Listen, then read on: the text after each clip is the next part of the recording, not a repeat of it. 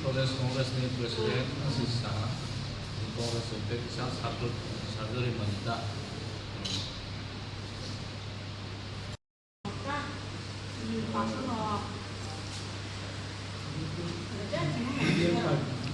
Nah, dapat pensi abu tu disebut tadi.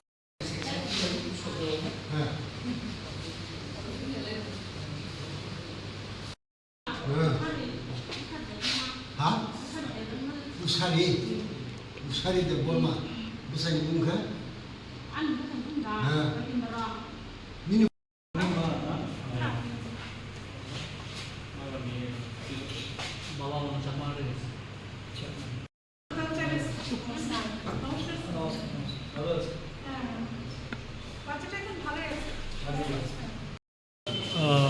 পূর্ব নির্ধারিত কর্মসূচি ছিল পম্পি বাজার আমাদের দলীয় সভা।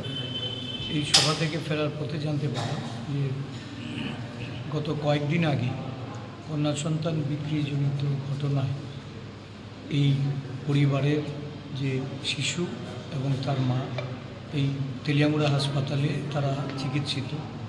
তো তাদেরকে দেখার জন্যই মূলত আসা। কি বলবো, দুরবস্থার তো মানুষের শেষ নেই। ওরা যে অঞ্চলে বসবাস করে, আমি কথা বলে যতটা জানলাম, প্রশাসন সেখানে পৌঁছে না।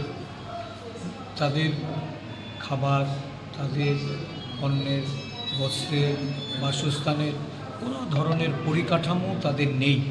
এটা শুধু একটা মাত্র উদাহরণ। বাস্তব চিত্রটা রাজ্যের বিভিন্ন গ্রাম পাহাড়ে এই পরিস্থিতি বিরাজমান। এই পরিস্থিতির মুখাপেক্ষি হয়েই সন্তান বিক্রি করতেও পিতা মাতা আজকে উদ্যত হচ্ছে।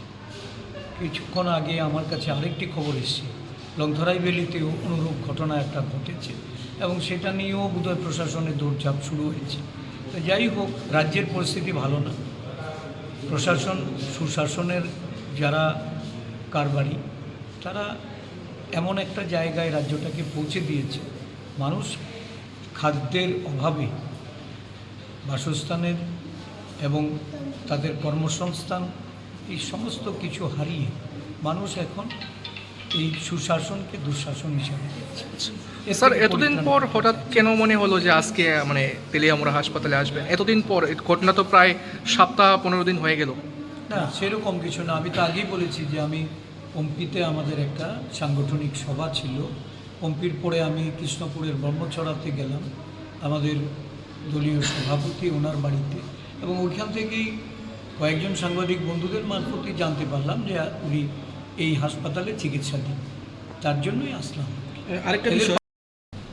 আরেকটা বিষয় যে এই খবরটি প্রকাশের পর যে 30,000 টাকার বিনিময়ে সন্তানটি বিক্রি করে দেওয়া হয়েছে, সরকারের পক্ষ থেকে কিন্তু একটি সাংবাদিক সম্মেলন করে এই 30,000 টাকা দিয়ে বাচ্চা বিক্রির বিষয়টিকে বিভ্রান্তিমূলক বলে বলা হয়েছে। কি বলবেন এই বিষয় নিয়ে? দেখুন, যারা এই সমস্ত বিষয় নিয়ে ধামাচাপা দিতে চাইছে বা বিষয়টাকে চেপে যাওয়ার চেষ্টা করছে, এই সমস্ত তো দিনে আপনাদের মাধ্যমে আবার এটা এই ঘটনা উন্মোচিত হয়েছে। মাননীয় মুখ্যমন্ত্রী তদন্তের নির্দেশ দিয়েছেন। তদন্তের পরিপ্রেক্ষিতে আসল ঘটনা, সত্য ঘটনা সামনে এসেছে। আমরা যা বুঝি, গোষ্ঠীদ্বন্দ্ব একটা বিরাট রূপ নিয়েছে।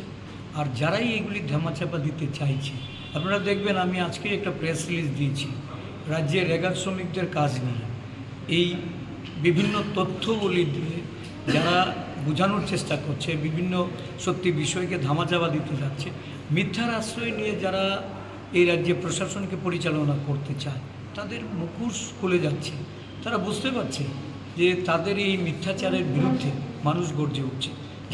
মানুষের যে এই যে আজকে গ্রাম পাহাড়ে কর্ম হারিয়ে, কর্মসংস্থানের অভাবে মানুষের যে এই বেহাল অবস্থা, রেগার কাজ করে মজুরি পাচ্ছে না, মজুরির জন্য গিয়ে বিভিন্ন অফিসে তারা তালা ঝোলাচ্ছে, জলের দাবিতে, রাস্তার দাবিতে রাস্তার উপর চলছে। এগুলি প্রশাসন, একে সুশাসন বলে? আমরা এই ধরনের তথ্য গোপন করার গভীর নিন্দা জানাচ্ছি এবং আগামী দিন তথ্য সহকারে জনগণের সামনে আমরা এগুলি তুলে ধরছি।